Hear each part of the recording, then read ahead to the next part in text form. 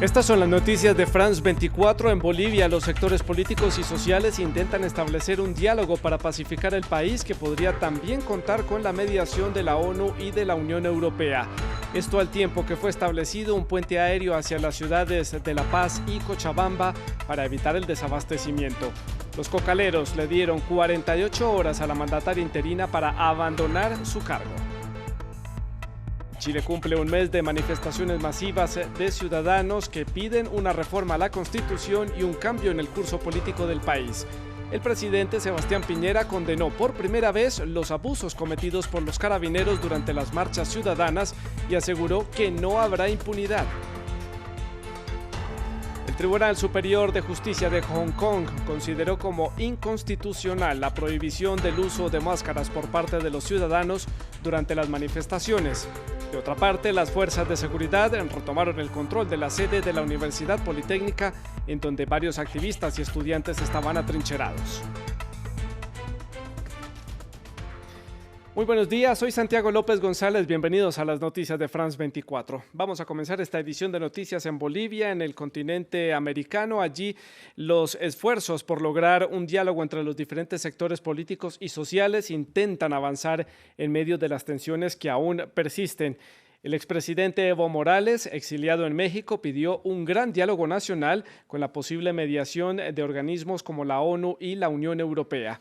Mientras tanto, para paliar la escasez en las ciudades de La Paz y Cochabamba, el gobierno interino dispuso de un servicio de puente aéreo para el envío de productos desde la ciudad de Santa Cruz de la Sierra. Asimismo, la mandataria interina Yanine Áñez enfrenta ya las presiones de los cocaleros en la ciudad de Cochabamba, que le dieron 48 horas para que renuncie a su cargo. El informe es de Federico Cue Barberena. El diálogo intenta avanzar por un camino espinoso en Bolivia. Mientras enviados de la ONU y la Unión Europea buscan acercar posiciones entre los actores políticos y sociales, desde México el expresidente Evo Morales dijo temer una guerra civil en su país y recalcó la importancia de un diálogo nacional con mediación internacional.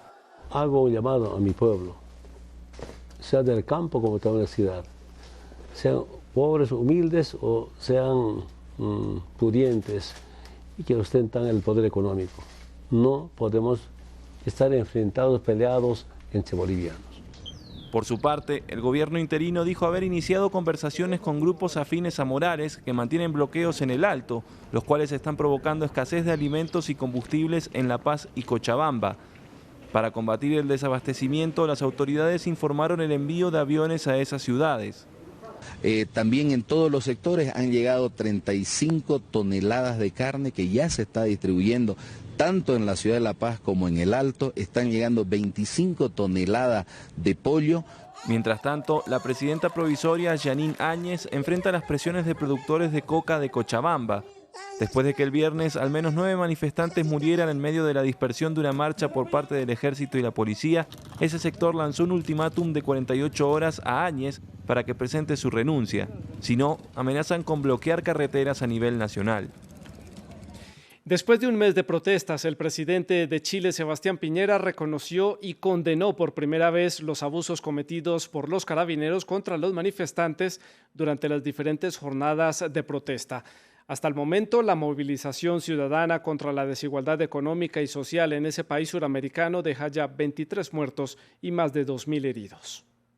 Lamentablemente, y a pesar del firme compromiso y de todas las precauciones que tomamos, no solo el gobierno, también nuestras Fuerzas Armadas y de orden, para proteger los derechos humanos de todos, en algunos casos no se respetaron los protocolos, hubo uso excesivo de la fuerza, se cometieron abusos o delitos y no se respetaron los derechos de todos. Evade. Ese fue el grito inicial de los manifestantes en Santiago en contra de un aumento de 30 pesos del precio del metro en hora pico, lo cual equivale a menos de $2, pero esta medida terminó siendo la gota que colmó el vaso. Los estudiantes cuando entran de golpe están haciendo una protesta que muchas personas que trabajamos no podemos dar. A los estudiantes que protestaban, el gobierno respondió con el toque de queda y luego el estado de excepción, acompañado por la militarización de las calles. Una represión que alentó a centenares de miles de chilenos a sumarse al movimiento. El 25 de octubre, Más de 1 millón de ellos salió a marchar. Piñera empezó a ceder. Chile cambió y el gobierno también tiene que cambiar. Pero lo que pedía el pueblo no eran nuevos ministros, sino un nuevo país. 30 años después del fin de la dictadura de Augusto Pinochet, el Chile movilizado señalaba una nación dominada por un sistema neoliberal excluyente y una clase política poco conectada con la realidad del ciudadano del común. El mundo descubre que Chile, un país de gran dinamismo y estabilidad económica, es también el más desigual de la región. Ante la constante presión popular, el presidente conservador accedió al reclamo que hasta ahora descartaba. Un acuerdo por una nueva constitución, dentro del marco de nuestra institucionalidad democrática, con un plebiscito ratificatorio. En abril, los ciudadanos, además de expresarse en un plebiscito si desean o no una nueva Carta Magna, decidirán sobre el mecanismo para redactarla. De ser finalmente redactada, un segundo plebiscito definirá si entra o no en vigor en 2021. Una victoria mayor para las movilizaciones sociales, que aún exigen el esclarecimiento de los hechos de violencia en los que murieron al menos 22 personas y que dejaron miles de heridos. Y mientras tanto, en Hong Kong, el Tribunal Superior de Justicia determinó como inconstitucional la prohibición del uso de máscaras por parte de los ciudadanos durante las manifestaciones que tienen lugar en las calles del centro financiero desde el pasado mes de junio. De otra parte, después de un fin de semana de varios enfrentamientos, las fuerzas de seguridad hongkonesas lograron entrar al campus de la Universidad Politécnica, donde estaban atrincherados cientos de activistas. Andrea Maya nos cuenta más. Cubrir su identidad con una máscara no puede ser un delito durante las manifestaciones en Hong Kong. La justicia hongkonesa considera como una medida excesiva e inconstitucional la prohibición del uso de máscaras en las manifestaciones. Según el Tribunal Superior de Justicia, la restricción, que entró en vigor el pasado 5 de octubre, va en contra de la ley básica. El gobierno se apoyó de una ley de 1967 sobre regulaciones de emergencia, que le otorga poderes sin tener que pasar por el legislativo. Pero en las calles, muchos activistas siguen portando máscaras, desafiando así la prohibición del gobierno de Carrie Lam. Después del tenso fin de semana de enfrentamientos en la Universidad Politécnica de Hong Kong y el túnel Cross Harbour, la policía entró al recinto estudiantil, donde se atrincheraban muchos de ellos, y detuvo a varios que intentaron escapar. Poner fin a la injerencia de Beijing en los asuntos de Hong Kong y una mejora en los mecanismos democráticos es lo que más piden los activistas. No tengo miedo de ser arrestado porque yo no hice nada que demuestre que estuve involucrado en los disturbios. Pero me da miedo que están usando la violencia extrema contra los manifestantes. La policía no tiene reglas, pueden recurrir al nivel de violencia que quieran. Esa es mi principal preocupación ahora. Luego de que un policía fuera herido con una flecha, las autoridades anunciaron que no dudarán en usar balas reales contra los manifestantes. Además, el ministro de Defensa chino anunció que las tropas de su país están listas para intervenir. Ahora la estrategia de todos ellos será distinta: multiplicar las protestas en todo el territorio y poner a prueba la fuerza de las autoridades. En otros temas, el gobierno de Rusia dio inicio al retorno de 3 barcos de bandera ucraniana capturados hace un año cuando fueron interceptados por la Armada rusa en el estrecho de Kerch, que separa a la Rusia continental de la península de Crimea. Xavier Colas tiene más detalles desde Moscú. Muy buenas tardes, Xavier. ¿Y esto se puede considerar como un buen gesto por parte del Kremlin en medio de este distanciamiento que hay entre Kiev y Moscú? Pues sí, es un paso importante que Rusia haya devuelto hoy estas 3 embarcaciones que llevaban en poder de los rusos desde hace prácticamente un año, cuando se atrevieron a acercarse al estrecho de Kerch, una zona que siempre había pertenecido a los ucranianos y a los rusos, pero que desde la anexión de Crimea por parte de Moscú pertenece en su totalidad al gobierno ruso. Han pasado muchos meses, pero recientemente, en el mes de septiembre, por lo menos, fueron devueltos los marineros ucranianos, fueron devueltos en el contexto de un amplio intercambio de prisioneros entre un lado y otro. Lo que quedaba era lo que han devuelto hoy, los barcos. Xavier, en términos políticos, ¿qué significado tiene entonces esta devolución para esos acercamientos, esos lentos acercamientos que hay entre los dos países? Bueno, como siempre en Rusia, hay 2 análisis sobre la misma situación. Para empezar, hay que tener en cuenta que fue en el mes de mayo pasado cuando el Tribunal de Derecho del Mar dictaminó que Rusia no podía tener en sus manos esos buques por más tiempo y que los tenía que devolver. Pero hoy desde el Kremlin nos han aclarado que la decisión que se ha tomado de devolver los barcos no tiene nada que ver con ese dictamen y que ha sido algo que ha decidido en solitario el gobierno ruso. En todo caso, tanto a uno y a otro lado, también en Kiev, muchos reconocen que es un paso importante en este deshielo gradual de las relaciones entre ambos países. El presidente ucraniano Volodymyr Zelensky desde el inicio de su mandato dijo que trataría de mantener una buena relación con el Kremlin. ¿Qué representa para este presidente prácticamente nuevo, lleva unos pocos meses en el cargo, estos pasos que se han venido dando en los acercamientos?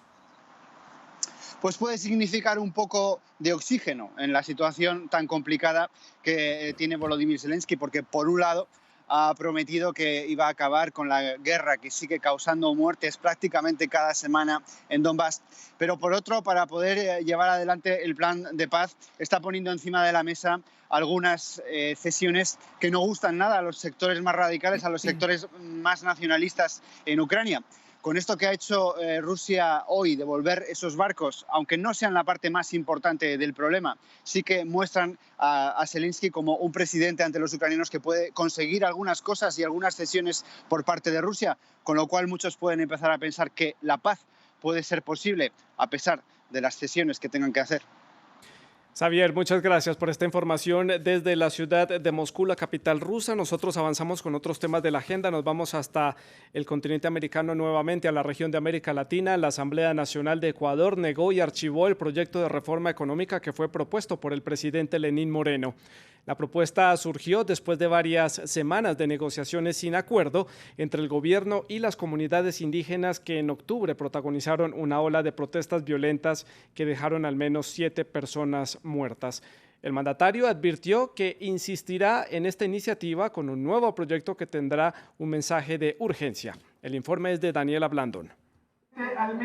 La Asamblea Nacional le dio la espalda a Lenín Moreno y a sus propuestas económicas. Con un paquete de reformas fiscales y monetarias, el mandatario buscaba detener un abultado déficit fiscal que ya supera los 3.600 millones de dólares. La negación, señorita, era la salida, porque si no nos iban a meter caramelos envenenados.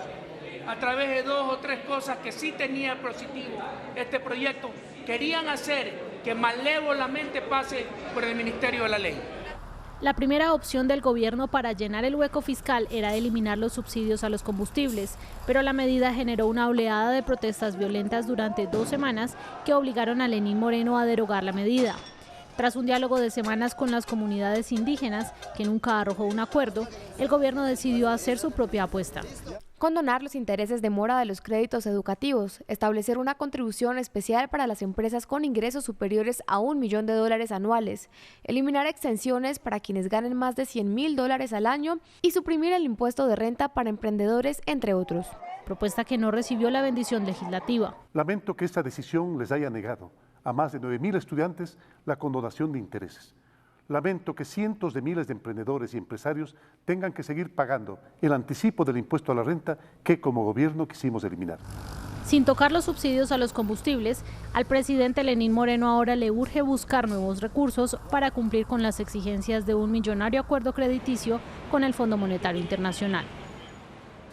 Y nos vamos ahora hasta la ciudad mexicana de Tuzamapán de Galeana, en el estado de Puebla, en donde los artesanos usan miles de papeles para elaborar los tradicionales globos de Cantoya.